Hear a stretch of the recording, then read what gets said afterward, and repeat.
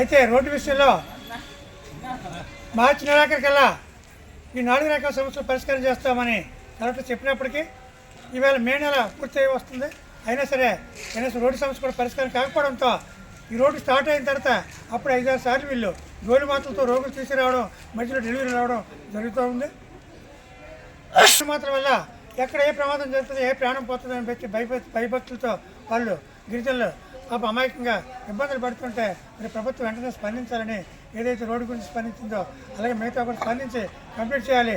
Road అయితే మాత్రం కాంట్రాక్టుల అధికారులు కూడా చాలా నిర్లక్ష్య భావంతో ఉన్నారు. రోడ్డుని ఏదో తూతూ మంత్రంగా నటిస్తున్నారు తప్ప ఇక్కడ పని ఏమీ పూర్తి అవ్వలేదు. 4 కోట్లకి 4 నెలలు అయిపోయి 5 నెలలు వచ్చినా కానీ ఇప్పుడు కనీసం 40 లక్షల పని కూడా పూర్తి కాలేదు.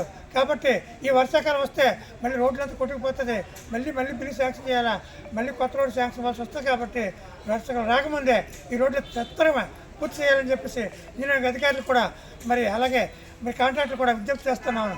కాని పక్షంలో మరి ఈ విషయమై పవన్ కళ్యాణ్ గారికి తప్పనిసరిగా మేము ఫిర్యాదు చేయదలుచుకున్నాము అని చెప్పేసి అధికారులకి ఇక్కడ ఉన్న కాంట్రాక్టర్కి కూడా హెచ్చరించదలుచుకున్నాం. అవసరమైతే కాంట్రాక్టర్ కూడా మార్చమని చెప్పేసి త్వరితగతి పూర్తి చేయకపోతే మార్చేది సరే కంప్లీట్ చేయాలి రేపు జూన్ లోపు అని చెప్పేసి ఈ ప్రభుత్వం తరఫున జనసేన పార్టీ తరఫున ఈ అధికారులకి మేము విజ్ఞప్తి చేస్తున్నాం. జనసేన పార్టీకి